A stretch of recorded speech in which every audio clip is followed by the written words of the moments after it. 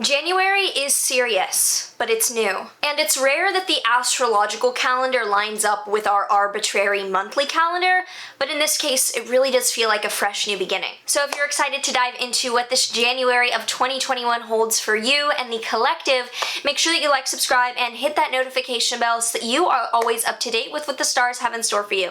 This video is brought to you by my very own revamped and updated Astrology Academy. So this course I launched a few months ago, but in the process I've been making some tweaks and updates, and I'm so excited to promote those as they're coming along. The webinars I have down below on starting to learn astrology and meeting the moon in astrology are free 1-hour webinars if you also want to just find out what I'm all about and the more introductory realm of astrology. Those are great free webinars down below, so check those out. Hi, I'm Maren. If you are new here, so nice to meet you. I am an astrologer, an author, and a graduate student in philosophy. I combine traditional Hellenistic astrological techniques with modern psychological counseling dynamics in order to provide grounded guidance. So we are starting off the month with Mercury conjunct Pluto in Capricorn.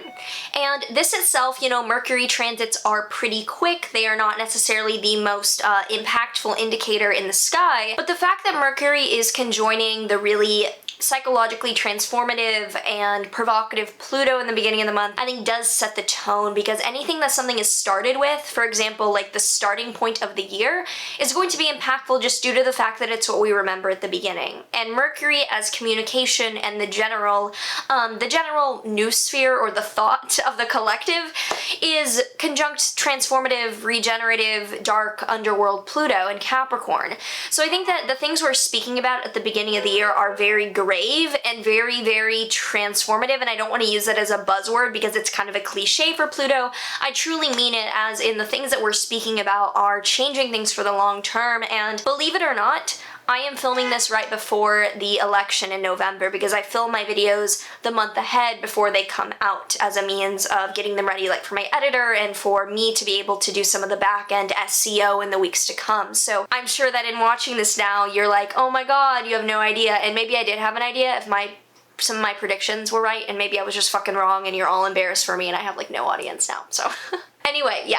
Intense, dark kind of communication starting off at the beginning of the year. From the 9th through the 11th, we have Mercury then in Aquarius conjunct Jupiter and Saturn and square Uranus in Taurus. So I have a full video on Saturn in Aquarius for the next 2 years now. I have a full video on the great conjunction of Jupiter and Saturn that tones the next 200 years, so check those out.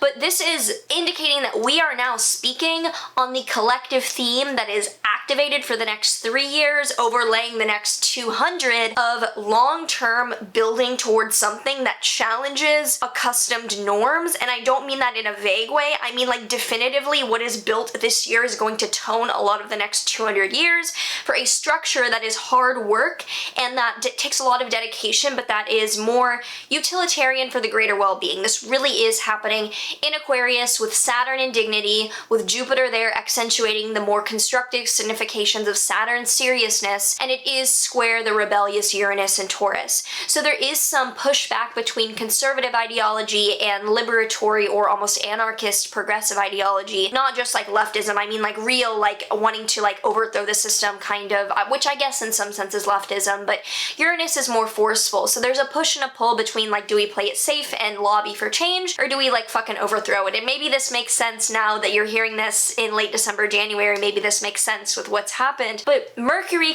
joining this alignment is activating it to be spoken about big time once we get into the middle of the month. The 11th through the 21st, we have Jupiter and Saturn in Aquarius square Mars, Mars conjunct Uranus and Taurus. This is us feeling that desire to build a new structure and commit ourselves to it, and yet we're both lazy and impatient about it. There's this at odds with why the fuck hasn't this happened yet we're still sitting in front of the TV having done none of the work yet. That's very much Mars in Taurus square Uranus, or conjunct Uranus. And so it's this complex yet focalized theme of how do I idealistically build this new structure, and how do I still satisfy the urge to feel stable and grounded, yet stimulated while I'm doing something that takes long, hard work? Like, how do I feel rejuvenated, but also like enjoyable while I'm laying brick by brick of a structure?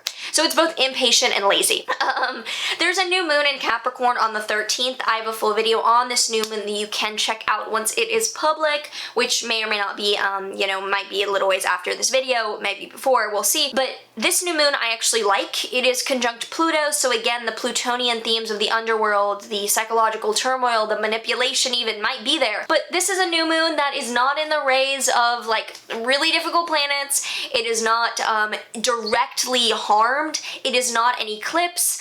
I like it because it's kind of this like mastermind quality of where are we going to start our big business venture and like take over the world, so I like it. But it's a collective new beginning for like, seriously, okay, we're dedicating ourselves to this. There's no fucking around. We're in this. On the 15th, we have the Sun conjunct Pluto in Capricorn, so definitely on the 15th, I see some illumination of a leader who might be operating from the agenda of a power play. I'm really hoping it's not the leader that I think it is when I'm talking about this before the election. Like, I'm praying, oh my god, okay, I'm gonna stop talking about it, because if I'm fucking wrong all over the place, I'm just gonna be embarrassing myself, and then I'm like, yeah, this video is just gonna get terrible comments on it, which I've already thrown up today, because I'm in the beginning, like, I'm recording this at the time period where I'm dealing with like fucking senators posting my videos and being like, oh my god, like, believe this over the polls, haha.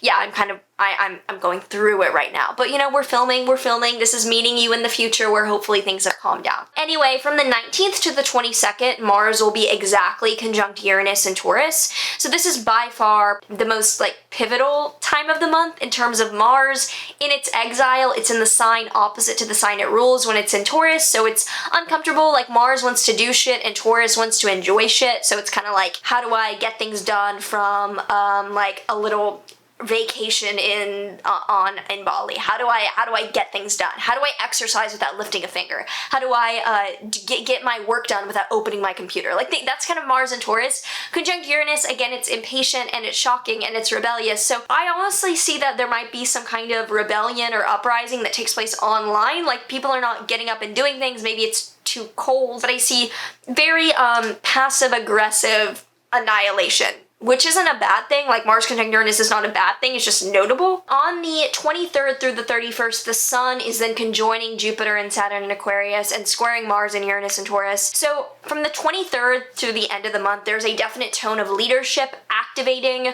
the dynamic between dedicated, idealistic, pragmatic building and impatient rebellion. There's a leader that is like trying to address this. So yeah, I see the inauguration as definitely possibly trying to reconcile the agendas of like building things and rebelling on part of people who are like lazy and impatient. Not that that's good or bad people, it's just like the collective theme I see. Then on the 28th, so within that time period, we have a full moon in Leo, and yeah, I have a full video coming out on this, but this full moon in Leo is not like your average dramatic, like nice little extra full moon in Leo. It's actually kind of serious. It's like we're performing something very intentionally to be the final paragraph of the first chapter. Like, we have what we're setting our mind to and we're declaring it and releasing it. Like, the very first bump has built up. So it's this curated performativity that I'm also looking forward to. I like that it's activating the Jupiter-Saturn conjunction. I like that, but it's different than the usual Leo full moon. So this month, as I say, is really serious. So if you have any thoughts and you're aware of how this could be manifesting in your life or in the world, and maybe like other things came true from December and November that you want to share, let me know down below. I always love to read your non-hateful comments. So let me know down below. And in the meantime, let's pull a tarot card here. So we have the Seven of Swords, and usually upright, this is the Lord of Futility. This is like telling, like, you can see this guy has gathered his shit, he has his swords, and he's leaving. With it inverted or reversed, it's telling you not to leave, like, do not get up and leave.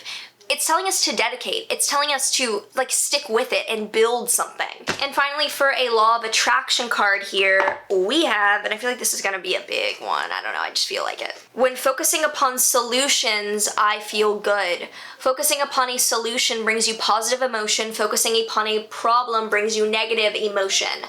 While the differences are subtle, they are very important. For when you are feeling positive emotion, you are attracting into your experiences that which you want. When you are feeling negative emotion, you are in the process of attracting that which you do not want. So in our own lives, focusing on solutions. This is what I needed to hear right now anyway, as I'm like reeling from social media backlash bullshit. Focus on solutions.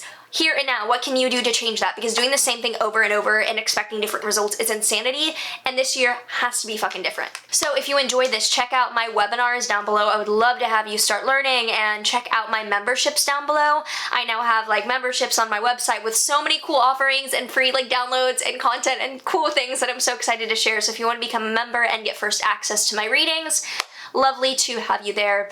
Otherwise, as always, let me know down below what's coming up for you. Sending all the love, and I will see you in the next one. There is one